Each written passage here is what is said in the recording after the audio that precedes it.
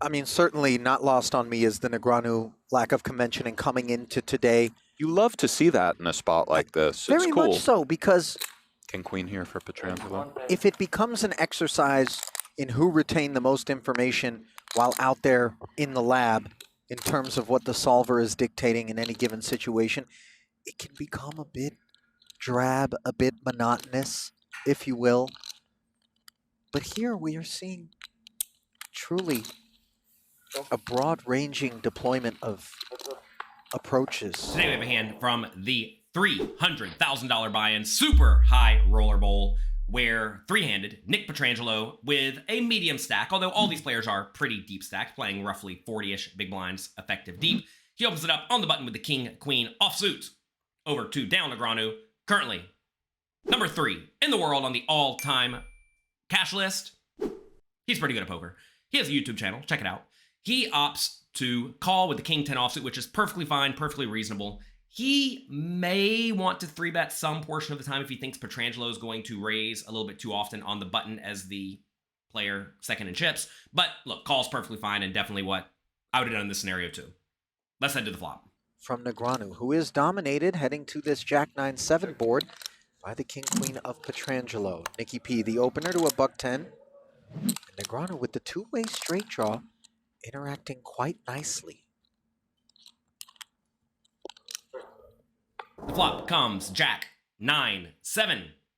Negreanu checks, as he's probably going to do with most of his range, although as the big stack, when there is immense payout implication pressure, you should be leading some chunk of the time. That said, this board is not particularly great to lead on because a lot of Petrangelo's range to raise preflop is going to be big cards and middle cards. And, well, Jack 9-7 hits big cards and middle cards pretty well. So Negreanu does check. Over to Petrangelo. This is a spot where I think normally, if we were playing deep stacked poker with no payout implications, he can certainly bet because he can reasonably call a raise with a gut shot and 2 overcards. But in this scenario, I think betting is probably not ideal because, as the player second in chips, he really does not want to go broke. And you also really don't want to get check raised off of your equity. Because right here, if Negreanu does check raise a continuation bet from Petrangelo, Petrangelo's in a pretty nasty spot, and he probably just has to let it go, given, like I said, he is second in chips. Alarm bells are going off over here. That means Petrangelo's in bad shape. He realizes it, and he opts to check behind. Good check. Let's head to the turn.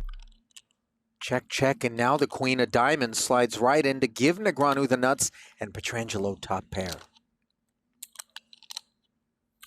Very much a terrible card for Petrangelo. He goes for half pod. Nick drawing to the chop. A little bit cold button BB three-handed. No doubt. Comes with call. 175 rather. The turn is a very interesting card, the Queen of Diamonds, because it gives Negreanu the nuts and Petrangelo the top pair. A very strong hand. This is a situation where I think Negreanu should do a decent amount of checking when there are no payout implications, because when it goes check on the flop, Petrangelo is going to have a lot of hands like ace, queen, king, queen, maybe queen 10, maybe queen 9, stuff like that. So this turn should connect really well with Petrangelo. And if Petrangelo does have a hand like a small pocket pair or junky ace high, he may even decide to bet as a bluff. So I think Negreanu should probably check in this situation, but look, betting's obviously perfectly fine and reasonable. I like his bet size, 175K, a little bit more than half pot. Maybe he can go a little bit bigger in this situation if he thinks a lot of Petrangelo's range is going to be marginal made hands or a queen, because if Petrangelo does have a hand like ace 9 or king 9 suited, he's just not going to fold for any slightly bigger bet. So I think maybe he can get a little bit more value in this situation. And if Petrangelo does have pocket 6s or ace 5 suited, he's going to fold to any bet, right? That said, I think the bet is fine. But this is a situation where perhaps you do want to go for a check call, especially against a battling opponent like Petrangelo. However, again, like I said, this is a spot where Petrangelo is going to be highly incentivized to check behind with his marginal made hands. And that's probably what Daniel thinks he mostly has in this scenario. Something like a 9 or 7 or pocket 8s or pocket 10s, something like that. And those hands are going to continue checking behind. So I think you can go either way in the spot. But checking, looking to check call, to give Petrangelo every opportunity to bluff with all of his garbage on the river is definitely a viable strategy. But this is a spot where he probably should not be bluffing all that often because of the payout implications. I know that's long-winded. Everybody in the comments is going to say, you're talking too much, Jonathan. Move on. Fine. Okay. He does bet. Petrangelo has a very easy call. This is a spot where some people really screw it up because they put in a raise because they think they probably have the best hand and they don't want to get outdrawn. The problem is that Petrangelo actually does lose to a large chunk of hands. There are a lot of two pairs Daniel would play this way. Obviously, he could have straights as well. So easy call with a good but non-premium hand. Let's go to the river. Oh, and a terrible card for Petrangelo. Let's see if Negreanu elects to go for check raise or just pursues big value straight away. Whatever the case may be, disastrous river for Nicky P, Ali. Already spent $1.75 on the turn to take this card, which he imagines is a good one for him. Negreanu decides to slip it to him. Indeed he does. Reptilian.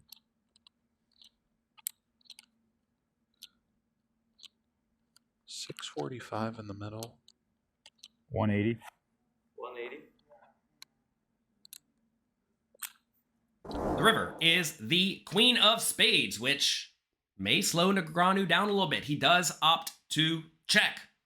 Over to Petrangelo. He goes for a small value bet. The pot in this situation is 645, and Petrangelo decides to go 180. He is clearly just trying to get called by kind of marginal made hands like a 9 or a 7 or a jack, obviously, which is never going to fold. So he does go for a value bet, which I think is certainly fine, certainly reasonable. You do have to consider which size you should use in these situations because I'm not sure Petrangelo necessarily wants to go for a thinnish value in this scenario with a hand like a 9 or a jack. And if he's only betting maybe a good jack and better, perhaps just a bigger size is ideal. That said, I'm going to default to Petrangelo. He is an absolute world-class poker player. He does go 180K. Although Negreanu still has a very strong hand, it's no longer the nuts. He did check on the river. So what I want to know is once you check and you face a bet on the river for 180K, what would you do in this situation as Negreanu? Would you fold? Would you call? Or would you raise? And if you're going to raise, how much? Take a second, think about it. Let me know in the comments section down below. And let me know why you choose the decision you decide to choose. 180. Very interesting sizing choice from Petrangelo. To be continued on that. Both of us anticipating something meatier.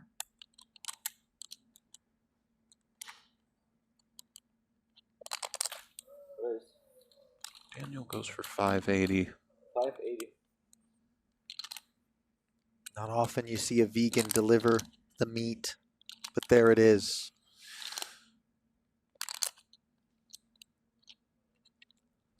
All Straight. Does pay it off, Ali. It didn't make a meal of it. A Either. vegan delivery of the meat. And Petrangelo sees the bad news. What an incredible pickup for Negreanu. He says he almost checked it. I believe him. Nicky P, that is. Yes, he found a way to go for third, some odd, less even, and then call the raise as opposed to, let's say he goes for half and Negreanu puts him in or makes it $1 million and so on. Live to fight another day, if you will, down to 1.33. Was 580 available to Negreanu as a bet instead of a check raise? Yes.